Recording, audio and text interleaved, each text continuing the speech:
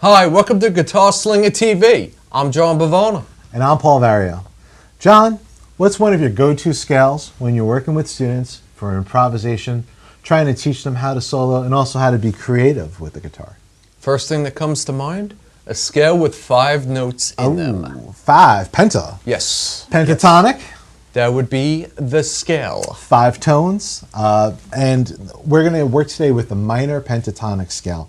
I know when I teach the pentatonic scales to my guitar students, I teach 5 different positions on the guitar neck, but I call this one position number 1. I as well. And it's based off of the minor scale. We removed 2 of the sticky notes from the scale, leaving us with 5 notes that work together really beautifully. There's actually no dominant note in the scale, not dominant chord or dominant scale, but dominant note in the scale, meaning they all sound great. You can land on any and they all sound good.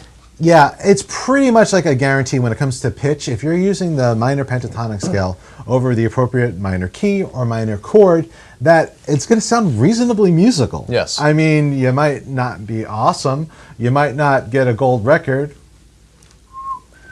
but it'll be pretty sweet.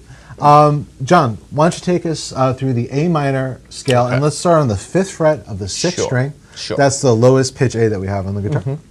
So, here we go. All right. Scale.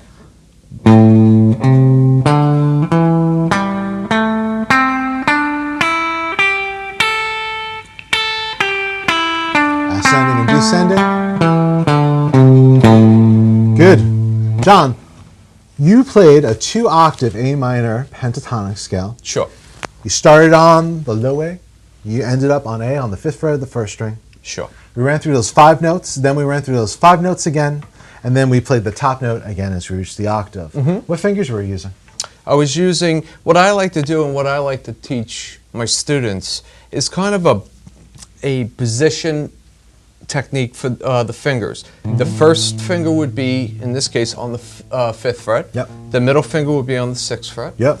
The 3rd finger on the 7th fret, Yep. and the pinky on the 8th fret. So each one has basically an assigned. you're playing 1 finger per fret. Yes. You have 4 adjacent fingers. When you're working with a scale, shape, or a pattern or a song, if you're working with 4 adjacent frets, it makes sense to go 1 finger on each fret. And then as you play your way through the melody, through the scale, through your arpeggio, whatever you're doing, Jon, Right. you just put the appropriate finger down as you work your way across. Sure. Now, sometimes when I get to these top 2 strings, I will substitute my ring finger for my pinky. Sure.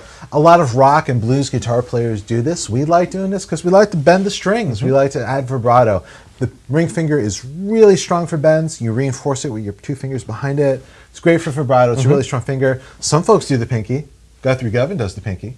When you can play that well, He's better than us. He's little bit. really good. But But, yeah, so I'm not really big on bends with my pinky. I'm not really big on vibrato with my pinky. I think like most rock and guitar players and blues guitar players, I like the ring. Me too. So that would just look like the same exact thing. On the top 2 strings. I usually don't grab the ring on the bass string. It's kind of a weird angle. Yeah, it is. I'm always conscious of angles. I'm always conscious on my students doing things that are really natural with their bodies. And that just feels kind of wrong to me. Yeah. So that's pretty sweet. Now, if I was a guitar student and you were teaching me how to use this scale to improvise, to create music spontaneously, would you just throw the whole scale at me and just throw me into the deep ends of the pool, or would you No. make it a little easier? I like to break it pool. up. We're going to start in the kiddie pool today. Little bit, yeah. Little kiddie pool. like All what? 2 2, 3 feet? 2 feet. 2, 3 feet. Yeah, I like it. So, the last 2 strings of the scale. I like to take the last 2 strings. Yep. When we played this earlier, we went To the octave. to the octave. But I like to add I do an the same extra thing. note. Absolutely. That C note is the same C note that you played on the E string. Pro tip, whenever you play on this E, you can play on this E. It's a mirror. It's unbelievable. It's just 2 octaves higher. Sure. And that gives you 2 notes per string. Yes. Same frets, 5 and 8. And you have a little symmetrical pattern there, a little box shape. You do. Maybe we'll talk more about those later. And well, how about I give you a riff and you show me what we can do with it? That would be great. Jon, start it easy. Make it sound like a scale. We always tell our students, don't sound like you're playing a scale. It's kind of the worst thing you can do. Yes. But keep it easy. And 2.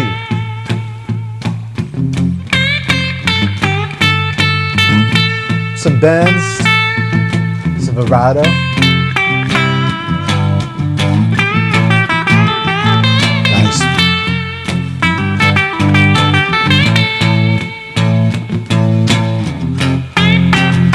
Ending it.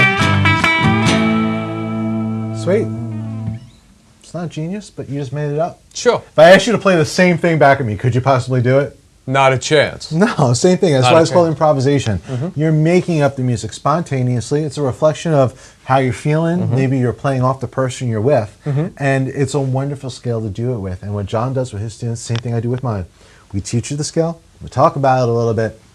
But then we break it down to smaller pieces.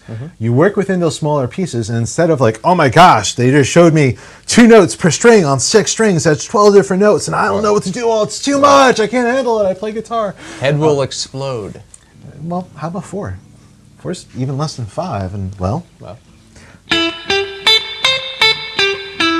Now, if you can handle 4, let's talk about 6. Sure. Imagine that we just did a little box over across strings 1 and 2.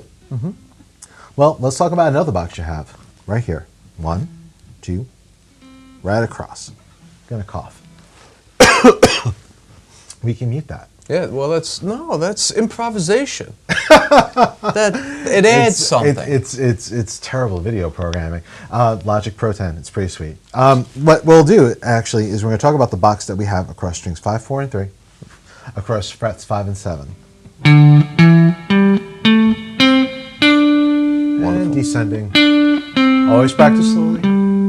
Use a metronome. They're your friends. And really what I'm doing now is I'm just taking these 3 strings, this little 3-string box, and just like Jon did, Beautiful. I'm going to use some more rhythmic playing. I'm going to play dynamically. And can you give me a little something to jam over? You got it. Okay. But a little 12-bar blues. Oh, I like it. It works for me. All right. Here we go.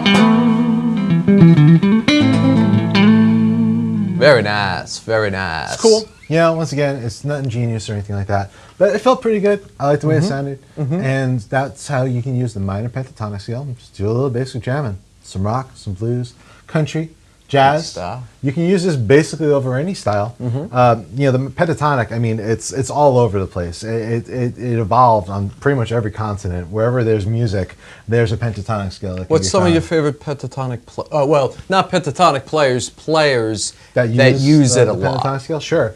I mean, gosh, it's not just guitarists. You know, it's any melodic, you know, soloist. So it could be Stevie Wonder. Oh, I love beautiful. Stevie Wonder. He's awesome. He's better than all of us. He's better than Guy Gavin. There, I said it. I meant it. There's Stevie Ray Vaughan we were talking about earlier today. Yep. Great blues player, one of the great like natural guitar players of all time. I'm a metal guy. Dave Murray from Iron Maiden was one of my big influences growing up. And that dude, I mean, like he would talk about it. He would just go into the studio, have a couple beers, fire up his Marshall, and they would just press record. And he would just like let him rip until he came up with a solo that he liked. He wouldn't think about it too much. That's great. How about you? Do you have any, like, I never actually even asked you, like, who are some of your favorite guitar players? And in today's case, who uses the pentatonic a lot that you like? You know, I grew up with the Jimmy Page, the Eric Clapton. Yeah. All those guys that you mentioned are some of my favorite ones as well. Jimmy Page. Just the legends. Jimmy Page is so great, man.